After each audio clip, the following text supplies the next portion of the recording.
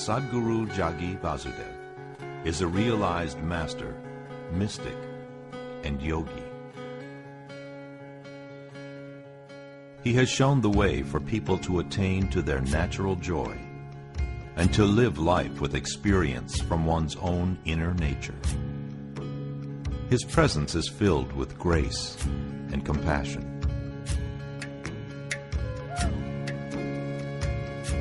Sadhguru's scientific approach towards spirituality and work towards the upliftment of humanity have received accolades worldwide.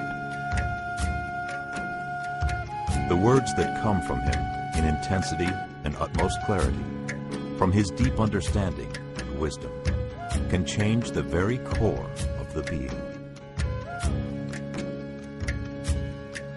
Belonging to no particular tradition, Sadhguru incorporates what is most valid for the modern person from the spiritual sciences. His work, an outpouring of his blissfulness, finds expression in the form of a ceaseless offering to help all beings. Available to all who are willing, Sadhguru's life is an invitation to the divine through individual transformation.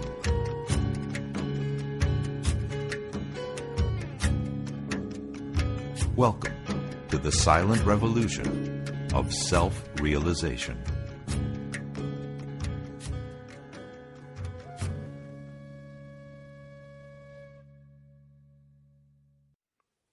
Always a manifold way in which people make use of the spiritual processes. For some people, in many places, spirituality and all the spiritual, what do you call them? What are those talks called in Hindi? Pravachans. All that pravachan, everything is just an escape from the mother-in-law or cooking.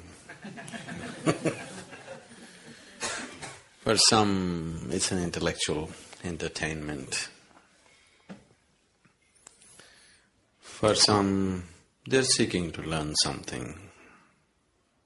They want to know something new.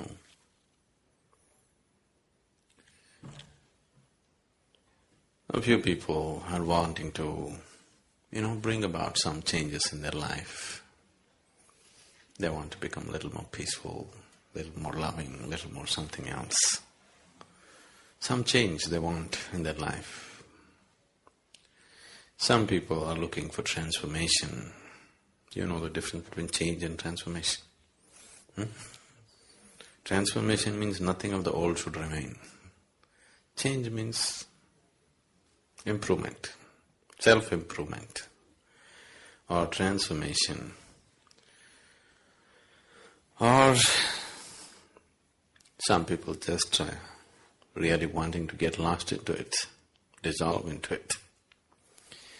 So there are many ways and people are approaching the same thing.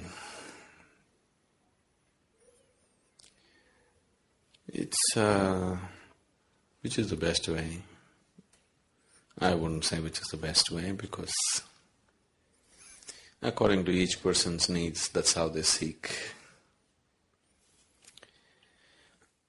You can't prescribe the best way to anybody. Right now, generally the human nature is such that whatever they don't have, that's what they will seek. They don't have health, they're seeking health as if it's the ultimate thing. If they don't have money, they're seeking money as if it's the ultimate thing. If they don't have love, they're seeking love as if it's the ultimate thing. Whatever they don't have, that's what they're seeking. That reminds me, this happened when we were in Trichy. You know Trichy? Tiruchirappalli? It's a medium-sized town in Tamil Nadu.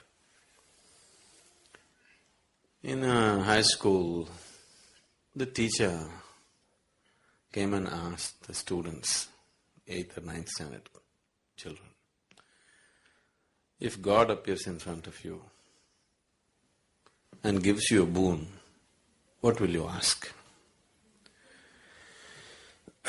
One boy said those days, Maruti car. I want a Maruti car. Somebody said, I want a bicycle. Somebody said, I want, 10 lakh rupees. Like this they went on. Then the teacher said, you idiots, what will you do with all these things? Ask for intelligence. Ask for knowledge, ask for intelligence. Why are you asking for all these things? So one boy stood up and said, everybody asks for what they don't have.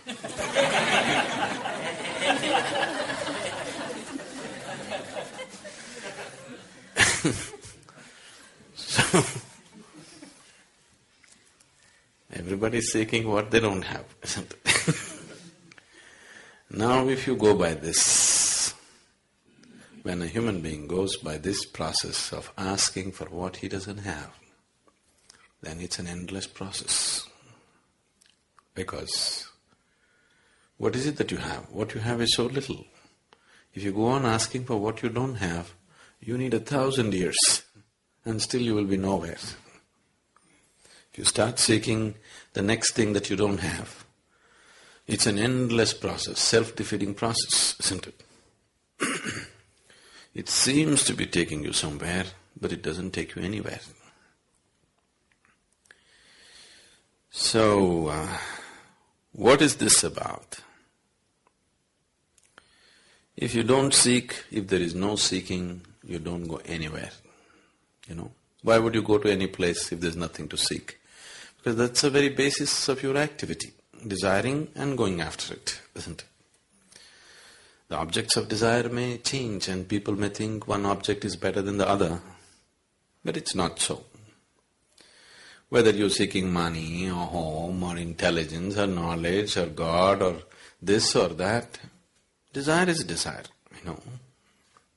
The object of desire just changes the directions of your destination, but doesn't change the process of life as such.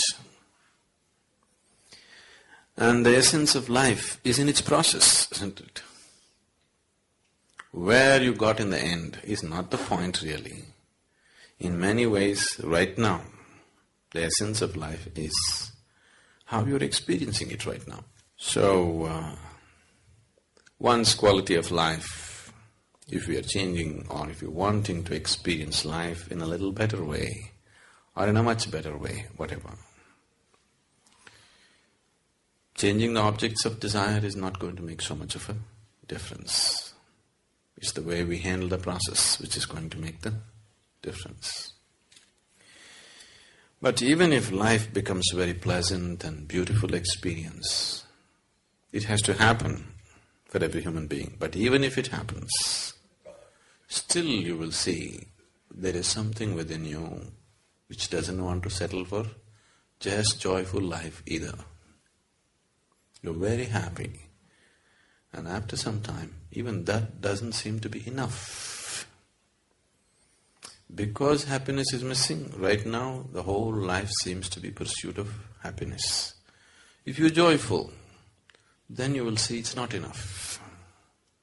In fact, if you're very happy, you will do many more things than when you're unhappy. Isn't it so? Because now you're charged and now there's nothing pulling you back. You have all the enthusiasm to go about and do lots of things. So there is something that this life is longing for. It's not a desire. It's its destination. It is not something, a desire that you created or I created. It is just longing to go towards a certain destination. The only choice that we have is either to move towards this destination consciously or unconsciously. Anyway we are moving.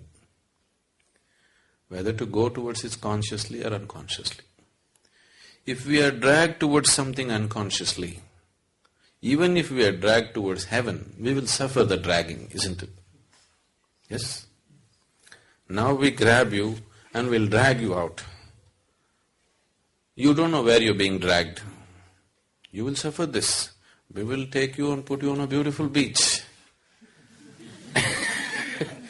But that's later. But right now, all along from here to there, you are going to suffer it terribly, isn't it? So if you walk towards anything, or if life drags you towards a certain direction and you are unconscious about it, you will suffer the process immensely. So if you look at it consciously, if you go towards it consciously, then the process becomes beautiful. That's all the choice we have, really. And once we are conscious, we naturally hasten the process. Whatever we are unconscious of, and that level we suffer, you must understand this. See, right now you're driving on the street. You are completely unconscious of who is coming behind you, who is coming in front of you. Now you are going to get into one kind of physical suffering. Because you are unaware of the physical reality, physical suffering will come, something is going to break, isn't it? Now you are unaware of what is happening in your body, another kind of suffering will come. You are unaware of what's happening in your mind, another kind of suffering will come. You are unaware of what's happening in your family, another kind of suffering will come. Similarly, wherever you are unaware, that level of suffering will come to you. Is that so? You're getting… this is a holiday, you're getting dead serious.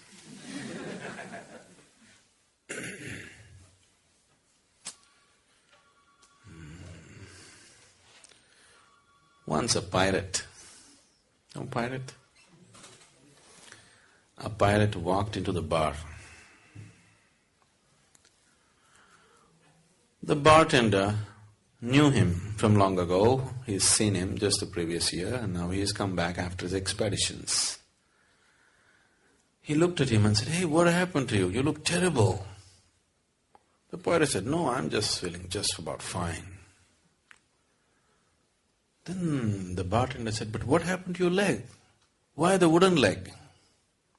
"Oh, that we were just having a battle with another rival group and I saw a cannonball coming straight at me. Before I could move, it hit my right leg and I'm doing quite fine with the wooden leg. I'm pretty good."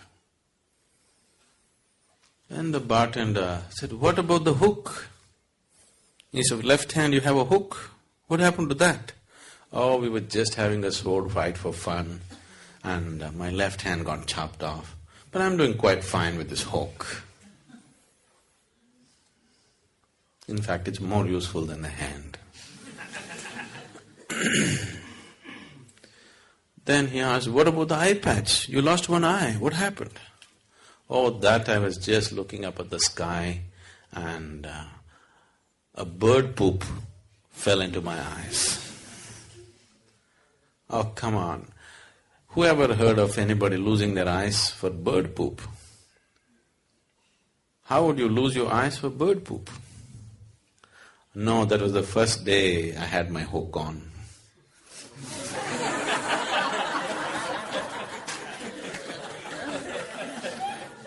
Whatever you are unaware of, there you suffer, isn't it? There, that brings suffering to you. So, we're talking about awareness. Awareness is not something that you do, actually. In fact, the less you do, the more aware you become within yourself. The less your activity becomes inside, what you call as me, the less that becomes, the more your awareness becomes. The less your personality becomes, the more your presence becomes always. Personality means you have to do a lot to keep it up, isn't it? Yes. Most of the activity that you're doing to keep up your person is unconscious, but you're doing enormous activity to maintain a certain personality, isn't it? If that activity gets lowered, suddenly awareness gets heightened, because awareness is not something that you do. The very life is awareness, isn't it?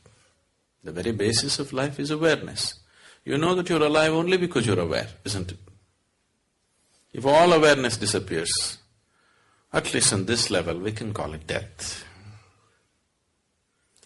So, spirituality is not something that you do. If you stop doing all your nonsense, you're spiritual.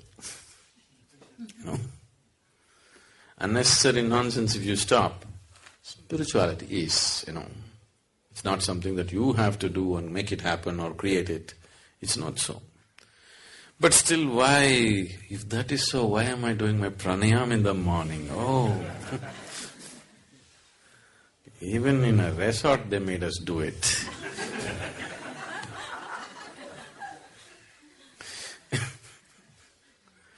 I'm sorry, the resort.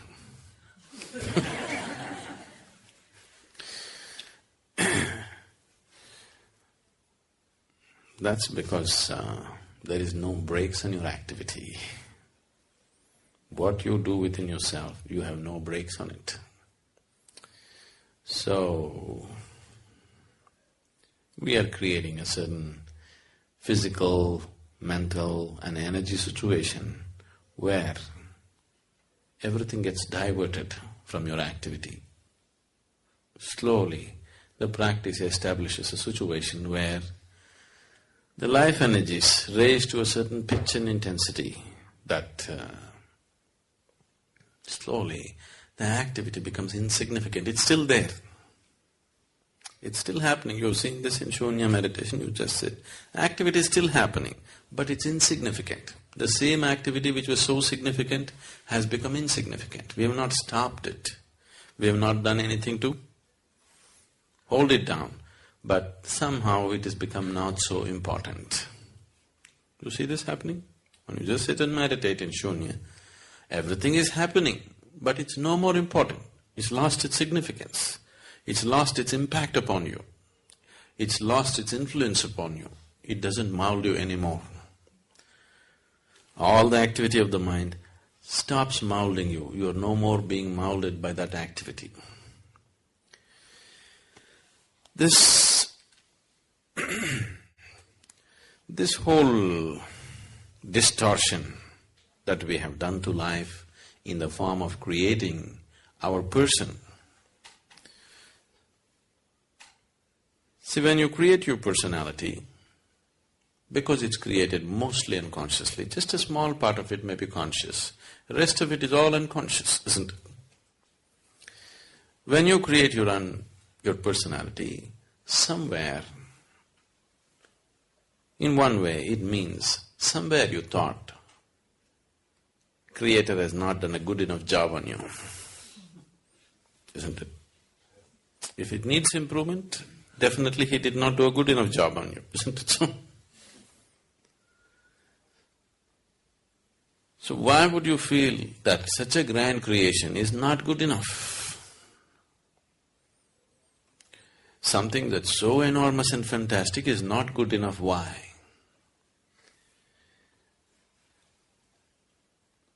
Because in this simple process of self-preservation, there is a simple basic process which is built into every cell in our body. Every worm, insect, animal has this.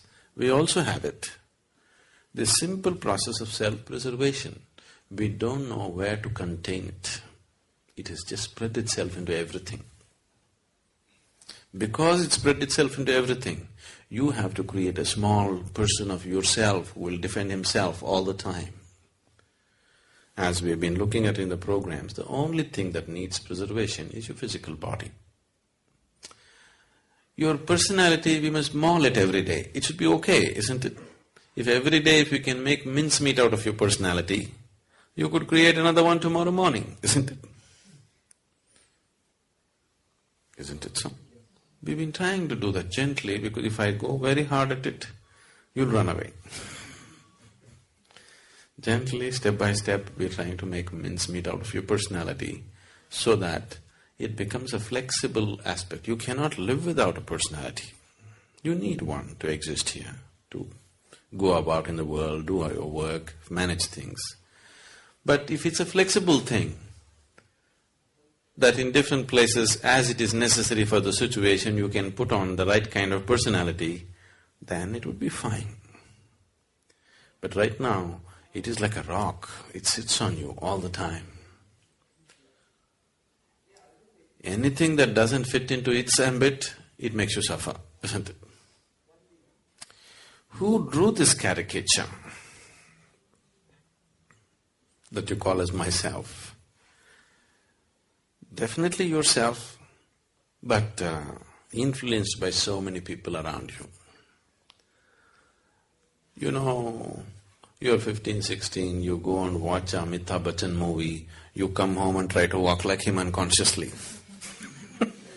Yes, isn't it? Sometimes maybe consciously, but most of the time unconsciously, isn't it? So, this caricature came into existence because of all kinds of bits and pieces that are gathered.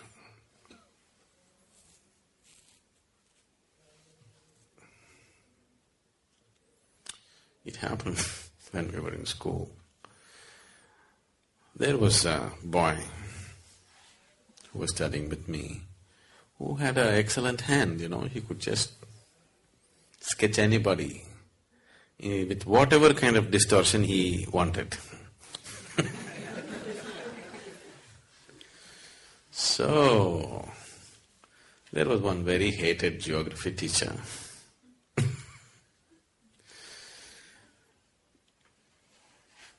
And when he entered the class, this boy had a horrible caricature of him ready on the blackboard. Badly distorted, but everybody can clearly recognize who it is. With all kinds of very bad distortions on him. Then he walked in and as usual he walks into the class always with a temper. Whether he is talking about the grasslands in America or he talks about the deserts in Africa, he is always in bad temper.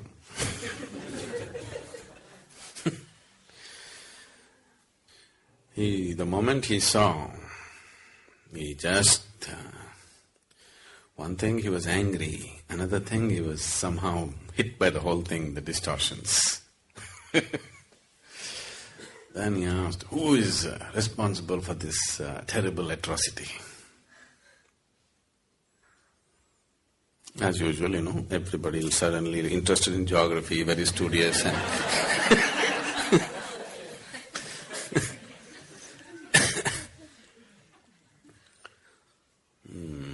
Then he repeated again, who is responsible for this atrocity?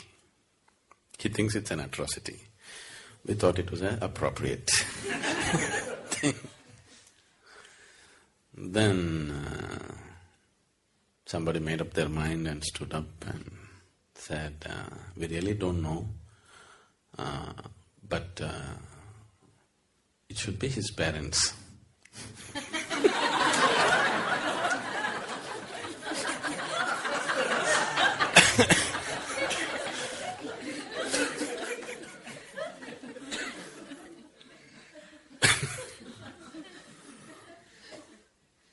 So, for this atrocity that you call as myself, it's not your parents. This is you. Only you can commit this atrocity of distorting yourself into such a tiny possibility when an unbounded possibility was what you were offered. With life you were offered an unbounded possibility. You made such a bad distortion and made yourself into such a tiny possibility. If you stop creating this caricature, because this caricature cannot exist one day without your support, you need to support it all the time. What meditation means, in one way, you're just withdrawing the support for your personality. That's all. Suddenly it collapses. Only the presence is there, the person is no more there. If you could walk on the street like this, if you could operate with people like this all the time, that you have no personality, but looking at this person at this moment, how she is, accordingly you put up a personality as it is necessary for this person. Now you go to that person, you put up a personality that is necessary for that person, then it would be so much fun drawing new caricatures every day. But once you get stuck to a particular distortion, that becomes a problem. Every day if you have a new distortion, it's called art. Isn't it? If you're stuck with one distortion, then you're called a freak. Isn't it? Isn't it so? Every day if you're able to create a new distortion, that is artwork, isn't it? If you're stuck with one distortion, you're a cripple. So that's the big difference. Sadhguru, when you're talking about personality, we have to have different personalities as a parent, as a husband, and at work. In normal living, it becomes very difficult to change the personality. You mean to say people around you won't let you change it? Not true. See, right now, let's say you're going to your work we'll take the work situation because it's less personal for you. You're going to work with a certain attitude and a certain person is going to work, which is you right now. Let's say he goes briskly like this every day. Good morning, good morning, good morning. Don't mean a good morning to anybody. The way people say good morning, it's very clear they intend to give you a bad morning.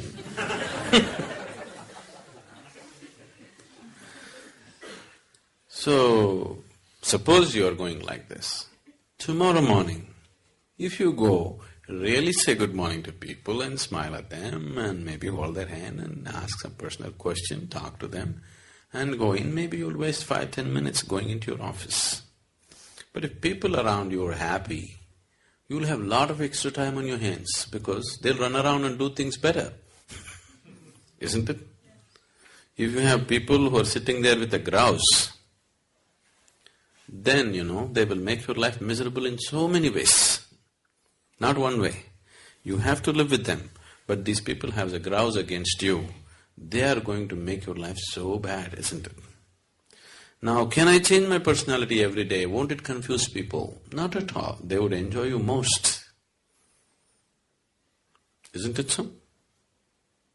And will it bring down your efficiency of work? Definitely not. It is not because of the compulsion of the situation you've gotten stuck with one personality. It is just that the whole construction of the personality has happened in unawareness. That's why you're stuck with one personality. Now you said, we have one kind of personality at home, another with children, another with, work and outside. If you look at it, it may not be true. You may be functioning in different capacities. The requirement of how you function may be different, but still the basic personality may be same everywhere. The underlying personality is still the same. You can change that also and it'll be so much fun for you to change that. It'll be absolute fun for you to change that because you can experience a whole new person all the time. After all, it's your creation. So why should it be limited to just one way? If God had fixed a personality for you, that's all there is. But when you have built it, like you change your clothes every day in different ways, isn't it? But most people cannot even change that, isn't it? They have gotten used to a certain thing and that's all it is, isn't it so? I think we should have done something today. Everybody should dress in a completely different way and come. Not your usual kind of clothes. You're wearing pants all the time, today you wear a sari and come. Just loosen yourself up a little bit, it's important. The reason why what is the very essence of life is missing in people's life is because they become stiff. And spiritual people are stiffer than anybody else. Isn't it? They're so stiff.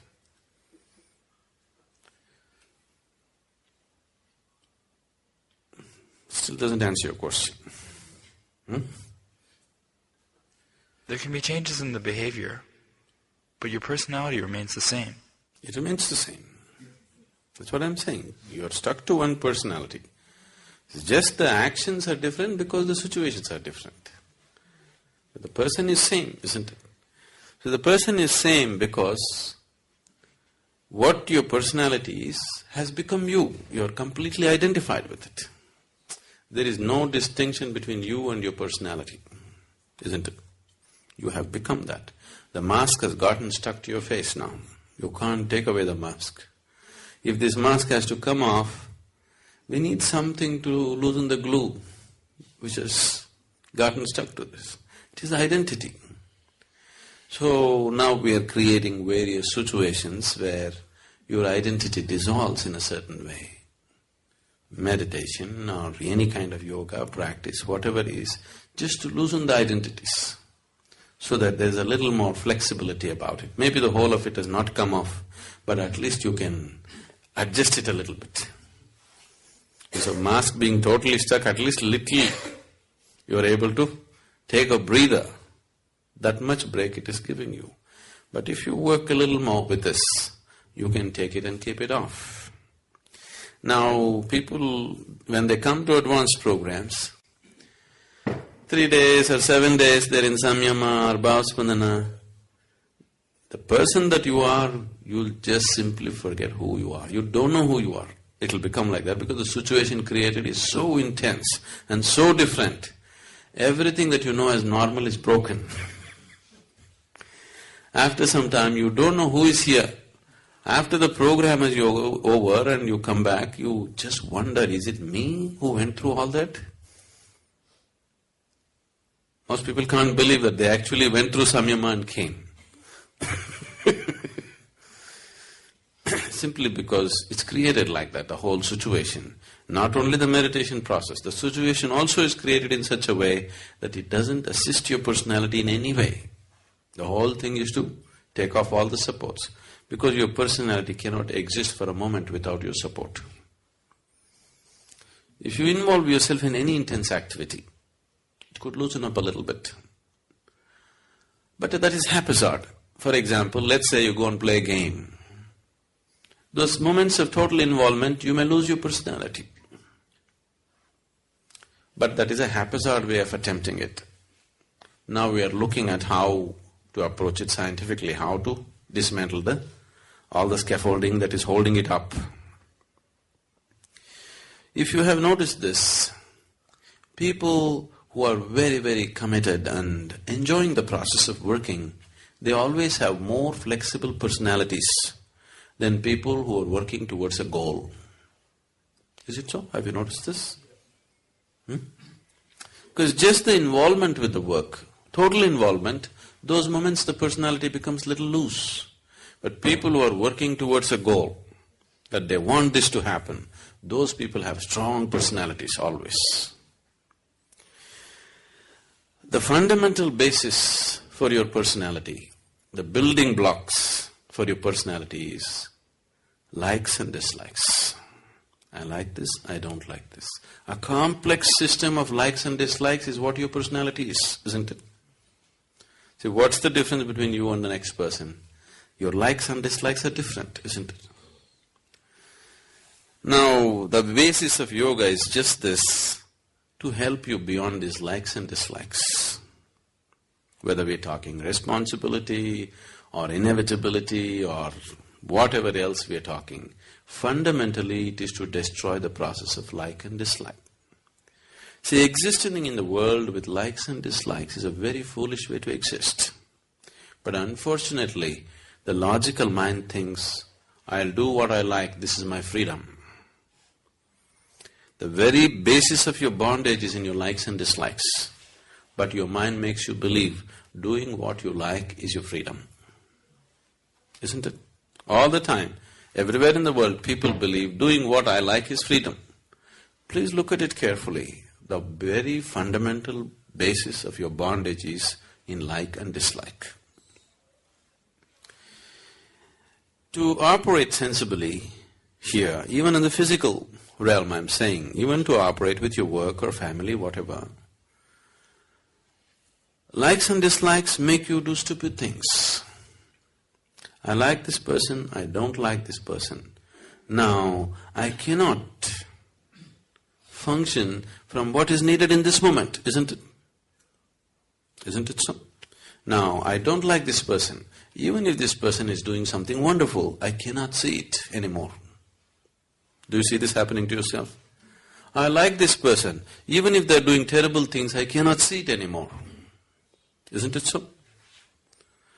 Because the moment you get trapped in this like and dislike, you have no discretion.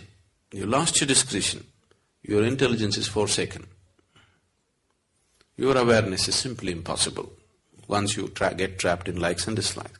The moment you say, I like this, getting identified with it is very normal.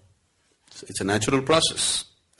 You don't have to say, I'm going to identify with this light bulb. If you just say, I like this light bulb, you get identified with it. The process will just happen. See, life is set up in such a way for you so that life happens automatically. You just have to sit here and enjoy the bounty of life. But now the problem is, we are setting this forth in a wrong direction, so it is creating suffering. Suppose if it was all in your hands, you have to like it, you have to get involved with it, everything is yours. It would be a terrible effort to live, isn't it? Now it's all set up well, the whole software is so well set up. If you just say, I like this, getting involved in it, dreaming about it, this, that, everything just happens by itself, isn't it? Everything that is necessary to take you in that direction just happens, isn't it so? So, this is just life assisting you, but it has no discretion. If you like hell, it'll take you to hell. It happened once.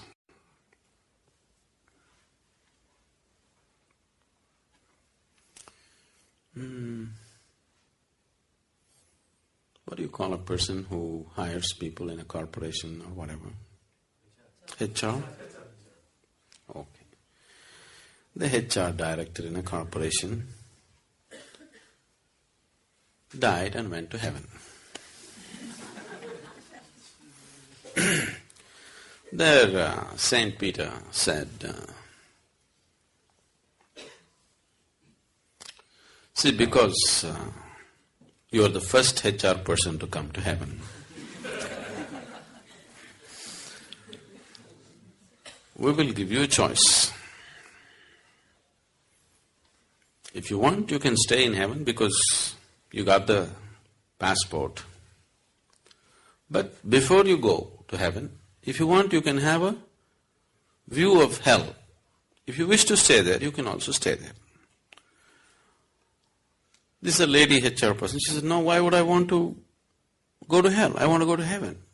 He said, why wouldn't you want to have a look at it? I said, okay. She got in the elevator, went ding down. Then the elevator doors opened, and it opened into a beautiful garden. On the poolside, very beautiful people are swimming, sunbathing, and there's a wonderful golf course, and there's a nice clubhouse, the works. She said, oh, this is great hell. She had a view of that, and then Saint Peter said, okay, you have a view of heaven, then you choose. Then she got in the elevator, it went up. It's supposed to be down and up, okay? That's a direction, at least you better know. Now we are down.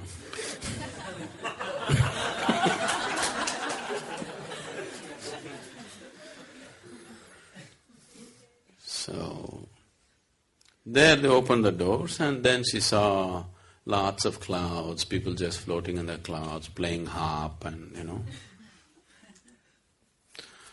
She said, okay, this is also fine, but I think I'll go to hell. All my friends are there. This golf, I'll go. So they put her in the elevator. She just went down, and again the doors opened. It was a harsh desert. Everybody all dried up without food, in terrible condition, everything. She said, "What is this? Last time when I came, there was a garden, there was a pool, there was a golf course. What happened?" So they said, that was just the first day, you know.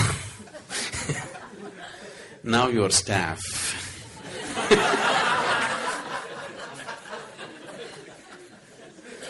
That was the interview. Now you're staff. All your life you did this to people. So this is your choice.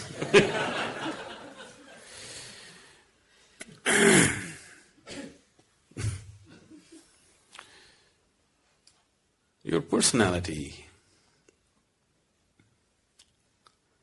I don't know, if you're working in places, at least if you're HR. Is there anybody HR? Oh. Especially if you're HR, maybe, you also. You're supposed to size up a person, you know. Somebody new walks into your office, you're supposed to size them up, where they will fit into this whole machine of an organization. So, if you're willing to look, people's personalities are always hanging out, you know.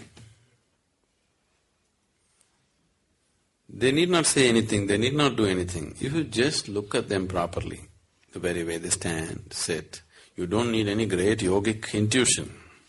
Simply a simple observation of a person, the very way they stand, the way they hold their hands, the way they smile, the way they do things, their personality is just hanging out of them. So it's so obvious to everybody except to yourself, you know. That's the whole thing.